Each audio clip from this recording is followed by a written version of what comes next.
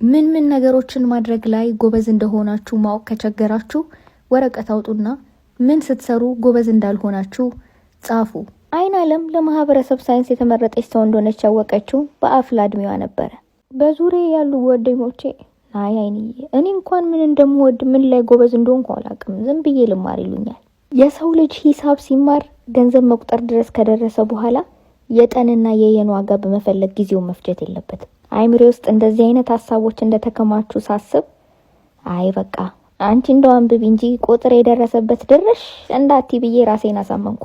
የትንሣኤ ልደት ካለፈ 3 ሳምንታት አልፈዋል። ስጦታ የምገዛበት ብር ግን አልነበረኝም። ዛሬ ስራ አልገባም ስትለኝ በእቃ አጋዥን ብዬ ጠራኋት። እዚህ አውቶቡስ ውስጥ አንድ ትንሽዬ ልጅ እሬ እግዚአብሔር ስራ እንደው ምን አይነት የቆዳ ቀለም ነው ብሎ ጮክ ብሎ ሲመለከተን ነበረ።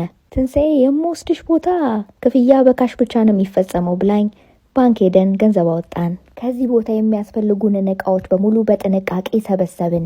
እኔ ሰፈር ጫማ የረከሰበት ቤት አለ ብላኝ ተያይዘን ሄድን። የስልኬ ባትሪ ሊያልቅ ነበር፣ ቻርጀር አልያዝኩም። እንደጀመርን እንጨርሷለን ብዬ ቻርጀር ገዛው። ተመልከቱ የስሜን ግርማ ሞገስ። ትንሣኤ ምግቡ እስኪመጣ ስጦታውን ካልሰጠሽኝ ብላ አስጨነቀችኝ። አንቺ ምን ትነዘነሽኛል ሸንኪ አቦ ብዬ ሰጠዋት። የካበት ኦሪዮ በ21ኛው ክፍለ ዘመን እስከ መቼ የገመድ ኤርፎን ታሪክሽን ቀየርኩት አልኳት። ዋናው ያሰብኩት ስጦታ ደግሞ ይሄ ነበረ። አንደኛው መነጽር ለብሳለች፣ አንደኛው አላረገችም። እኔና አንቺ እንደማለት ነው አልኳት። ከላይ የሚሯሯጠው ነጭ ነገር ደግሞ የበረዶ ጓዴ እንደማለት ነው አልኳት። ይህንን ስጦታ ልገዛላት ብዬ ገንዘብ ጎሎኝ እንግዲህ ለሷ ካለው ፈጣሪ እዚሁ አስቀምጠውና ገዛዋለሁ ብዬ ወጣው። ከሳምንት በኋላ አገኘሁት። ማድረግ የማትፈልጉትን ነገር ቢያንስ ከለያችሁ ራሳችሁን የማትወዱትን ትምህርት ስትማሩ አታገኙትም። የምትፈልጉትን የትምህርት አይነት ለመምረጥ ይህንን መንገድ ብትጠቀሙ እመክራለሁ። ደህና ደሩ። ቻው።